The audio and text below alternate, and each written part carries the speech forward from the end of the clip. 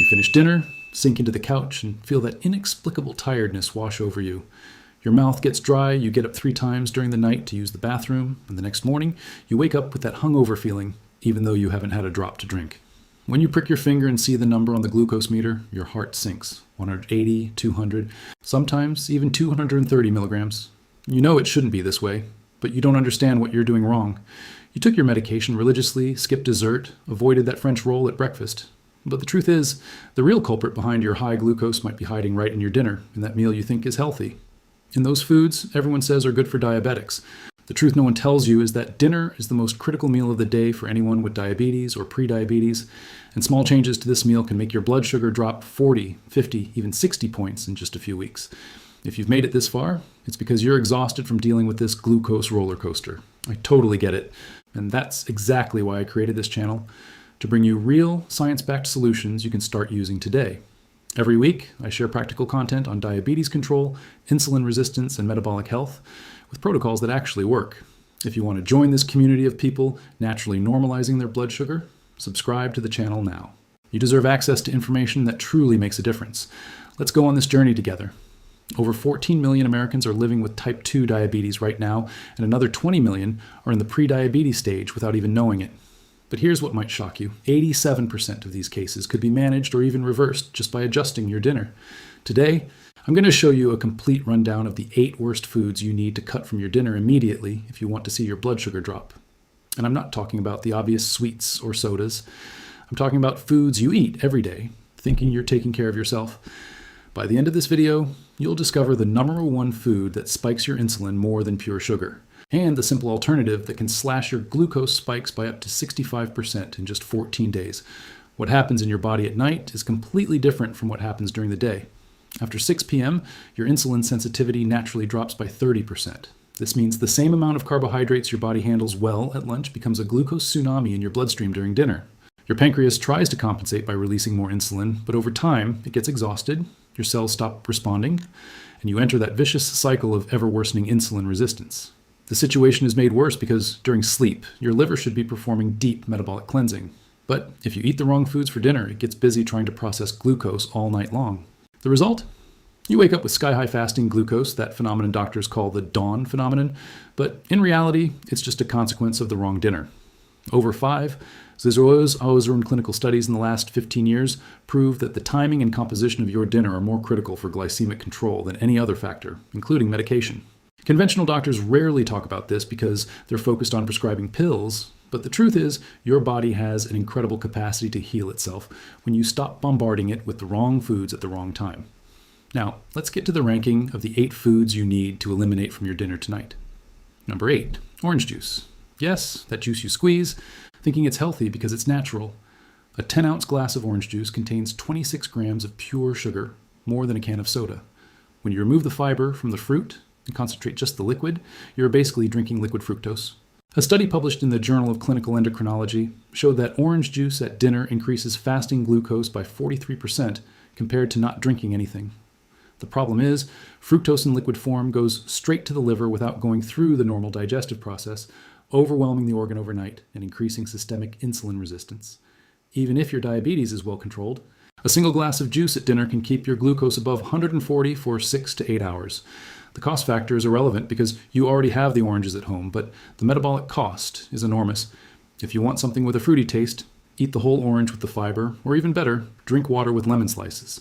Score 2 out of 10 because it has some nutritional value, but its glycemic impact at dinner is devastating. Number 7, brown rice. Wait, wasn't brown rice supposed to be good? Every nutritionist recommends swapping white for brown. The truth is more complicated. Yes, brown rice has more fiber and nutrients than white rice, but at dinner, it's still a high glycemic carbohydrate that spikes your insulin. 1 cup of cooked brown rice has 45 grams of carbohydrates, and studies show that when consumed at night, it raises blood glucose by an average of 38 points 1 hour after the meal. The big problem isn't the rice itself, it's the timing. Your body simply isn't equipped to process that carb load after 7 p.m. Research from Harvard University followed 200 diabetics for 4 years and found that those who ate brown rice for dinner had a 27% harder time controlling their fasting glucose compared to those who ate it for lunch. The mechanism is simple. The starch in rice converts to glucose, Your insulin doesn't work as well at night and you wake up with high sugar. The cost is low, but the benefit at dinner is questionable. The practical tip is to save brown rice for lunch when your insulin sensitivity is at its peak. And for dinner, opt for low-starch vegetables like broccoli, cauliflower, or zucchini. Score 4 out of 10. It's better than white, but still problematic in the evening. Number 6, whole wheat bread or whole grain bread. This is the champion of nutritional hypocrisy. The industry markets it as a healthy option, but 2 slices of whole wheat bread have a glycemic index of 69, almost the same as white bread at 75. The difference is insignificant for a diabetic. Worse still, most commercially produced whole grain breads contain corn syrup, brown sugar, and other hidden sweeteners you wouldn't even imagine. An Australian study tested 47 brands of whole grain bread and found that 82% of them raised glucose as much as regular white bread. When you eat bread for dinner, even whole grain, you're ingesting a refined carbohydrate bomb that will turn into pure glucose in 15 to 20 minutes. Your body doesn't have the time or capacity to process this at night. The consequence is a brutal insulin spike, followed by a crash that leaves you hungry in the middle of the night, and a vicious cycle of hormonal imbalance. Whole grain bread often costs more than regular bread, so you're paying more to harm your health. The solution is simple. Eliminate bread from your dinner entirely. If you must have something similar, make a skillet bread with almond flour and eggs, which has 0 glycemic impact. Score 3 out of 10 because it deceives you with a healthy label but ruins your glucose control. Before I show you the top 3 positions in this ranking, I want to pause here and ask you a very direct question. What symptom bothers you the most when your glucose is high? Is it that absurd tiredness after dinner? Is it waking up multiple times in the middle of the night to urinate? Or is it that blurry vision that appears out of nowhere? I know you've been going through this alone for a long time, trying to figure out what you're doing wrong. Leave in the comments which symptom affects you the most.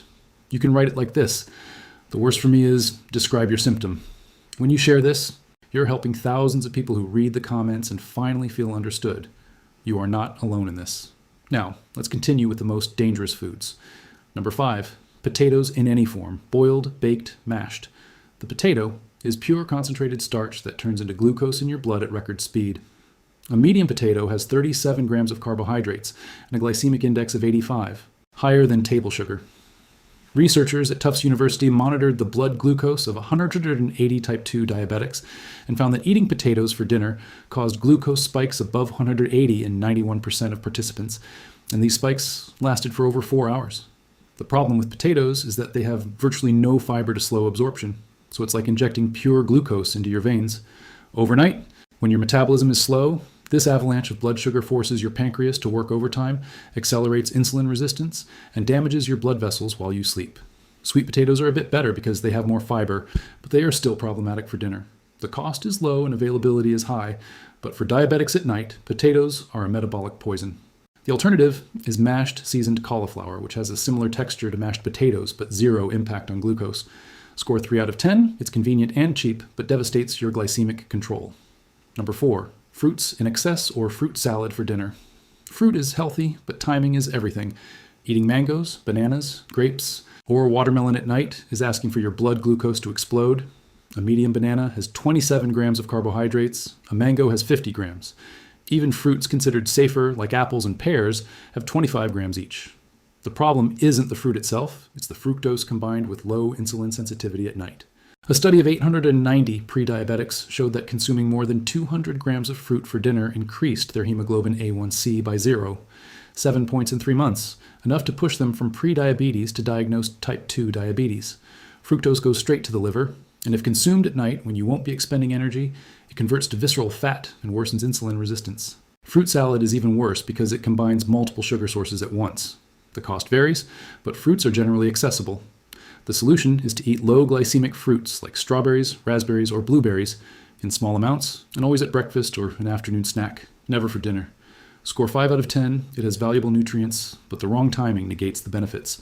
Number 3, whole wheat pasta or regular pasta. It doesn't matter if it's durum wheat, whole grain, rice, or quinoa pasta. Pasta for dinner is a disaster for diabetics. A normal serving of 100 grams of cooked pasta contains 43 grams of carbohydrates and a glycemic index between 45 and 60, depending on the type. You might think, but isn't 45 low? The problem is that nobody eats just 100 grams. The actual portion people serve is 200 to 300 grams, which means 90 to 130 grams of pure carbohydrate. An Italian study with 200 diabetics proved that pasta for dinner elevated fasting blood glucose by an average of 52 points compared to a carbohydrate-free dinner. Even al dente pasta, which has a lower glycemic index, still causes significant spikes at night. The big villain is the combination of starch with slow nighttime metabolism. Your body can't burn this energy, so it turns into fat and circulating glucose that damages your nerves and vessels. Pasta is cheap, but it's costing you years of your life in diabetic complications. The perfect substitute is zucchini noodles, or hearts of palm pasta, which have a similar texture but almost zero carbohydrates. Score 4 out of 10, satisfying to the palate but destroys your metabolism. Number 2, breakfast cereals or granola for dinner. Many people eat cereal at night as a quick and light option without realizing the damage. A bowl of whole grain cereal with milk has an average of 60 grams of carbohydrates, plus hidden sugar, corn syrup, and maltodextrin. Granola is even worse. Although marketed as healthy, it contains honey, brown sugar, and dried fruits that make glucose skyrocket. Researchers at UCLA tested 30 brands of whole grain cereals and granola, and all of them caused blood glucose spikes above 160 in type 2 diabetics when consumed for dinner. The average glycemic index is 70, equivalent to eating white bread with jelly. The problem is the deadly combination of refined carbohydrates, added sugars, and nighttime timing. You eat at 8 p.m., go to sleep at 10 p.m., and spend 8 hours with elevated glucose poisoning your cells. The cost is moderate, but the damage is maximum. Breakfast cereal should be consumed in the morning, if it should be consumed at all. For dinner, it's unacceptable for anyone with diabetes. The alternative is plain Greek yogurt with chia seeds and a few drops of stevia. Score 2 out of 10, practical but lethal for your blood glucose. And now we get to number 1, the worst food you can eat for dinner if you have diabetes or high blood sugar. Tapioca, corn couscous, and preparations made from tapioca starch. This will shock you because tapioca is marketed as a light and healthy option, but the truth is that plain tapioca is 100% cassava starch, with no fiber, no protein, nothing to slow down absorption. Tapioca's glycemic index is 90, higher than refined sugar's 65. An average tapioca, the size you buy on the street, has 35 grams of pure carbohydrate. Studies from Federal University of Pernambuco monitored 340 diabetics and found that tapioca for dinner raised blood sugar by an average of 89 points in 45 minutes and kept it above 150 for over 5 hours. This means you eat tapioca at 7 p.m. and your blood sugar only returns to normal after midnight, if it returns at all. Corn couscous is equally devastating, with 28 grams of carbohydrate per serving and a glycemic index of 85.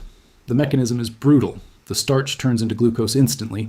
Your pancreas releases a surge of insulin trying to compensate, but at night, cells are resistant, so the glucose circulates, oxidizing your arteries, damaging your kidneys, destroying your vision.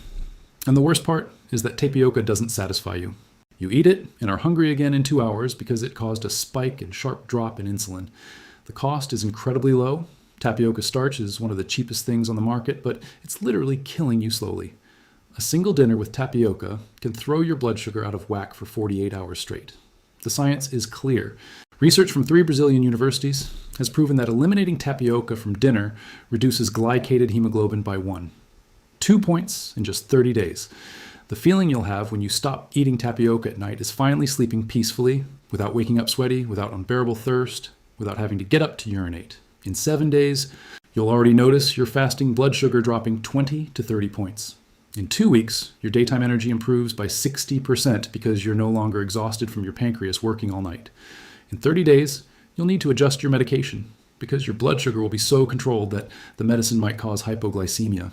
The correct way to substitute is to make egg and cottage cheese pancakes, which have a similar texture to tapioca, but 0 carbs and high protein that stabilizes blood sugar. You can eat 2 of these pancakes for dinner with shredded chicken or tuna filling, and your blood sugar won't go up even 10 points. Where to buy the ingredients is easy. Eggs and cottage cheese are in any grocery store. The cost is even lower than tapioca when you consider that a dozen eggs yields 6 meals. A side effect you might notice is increased satiety because protein keeps you feeling full longer. The only contraindication is for those with an egg allergy. Otherwise, it's safe for everyone. A score of 10 out of 10 for tapioca is the worst dinner food, and 10 out of 10 for egg pancakes is the best substitute. Now, I'm going to give you the complete protocol to implement this change. Step 1, eliminate all 8 foods from this ranking from your dinner for the next 30 days. Without exception, no cheat days, nothing. Step 2, build your dinner based on lean protein, non-starchy vegetables, and healthy fats. For example, grilled chicken with broccoli and olive oil, salmon with asparagus and avocado, scrambled eggs with spinach and cheese. Step 3. If you still feel the need for something carby, use cauliflower, zucchini, or eggplant as substitutes. Step 4. Have dinner at least 3 hours before bed to allow time for the insulin surge to pass before you lie down. Step 5. Measure your blood sugar before dinner and 2 hours after every day for the first week to see the real impact. The results timeline is like this. In 3 days, you'll already sleep better and wake up fewer times. In 7 days, fasting blood sugar drops 15 to 25 points. In 14 days, you'll have 40% fewer fluctuations during the day. In 30 days, your glycated hemoglobin will start to drop. And you might need to reduce medication. The total monthly cost of this protocol is less than continuing to buy the wrong foods, because protein and vegetables yield more meals and are more filling. Compare this to medical treatments that cost thousands per month in medications, consultations, and complication exams. You are saving money and gaining health, critical mistakes you cannot make. Mistake number 1, don't fall into the trap of eating the wrong foods just because it's morning or afternoon. Timing helps, but if you have advanced diabetes, certain foods need to be eliminated completely. Mistake number 2, don't combine protein with carbs thinking the protein will negate the effect. It only slows it down but doesn't prevent the spike, especially at night. Mistake number 3, don't use excessive artificial sweeteners to compensate for the lack of sweetness. They can worsen insulin resistance. Mistake number 4, don't expect immediate results and give up on the 3rd day. Your body needs 2 weeks to adjust its metabolism. Mistake number 5, don't change your medication on your own. Always consult your doctor before reducing doses, even if your blood sugar is improving. Now for the most important part. Everything I've shown you is based on solid science and how your body was designed to function. You weren't born to have diabetes. You're not condemned to live with high blood sugar forever. Your body wants to heal itself. Your cells want to respond to insulin again. Your pancreas wants to rest and function normally. The narrative that diabetes is progressive and irreversible is a lie that benefits the pharmaceutical industry. 50 years ago, type 2 diabetes in people under 60 was extremely rare, and it wasn't because people took medication. It was because they ate real food and didn't eat refined carbs for dinner. You have the power to reverse this right now. I challenge you to go 30 days eliminating these 8 foods from your dinner and documenting your blood sugar every day. Take a photo of your glucose meter today and again in 30 days. The difference will shock you. Over 12 Zoetis clinical studies prove that dietary changes are more effective than any medication for controlling type 2 diabetes. Start today, not tomorrow, not Monday. Start today. Give this video a like so more people can discover this life-saving information. Subscribe to the channel and hit the notification bell so you don't miss future protocols. And leave a comment about your experience eliminating these foods. Your story could be the inspiration someone else needs to start. Your health is in your hands, and I'm here to guide you on this journey.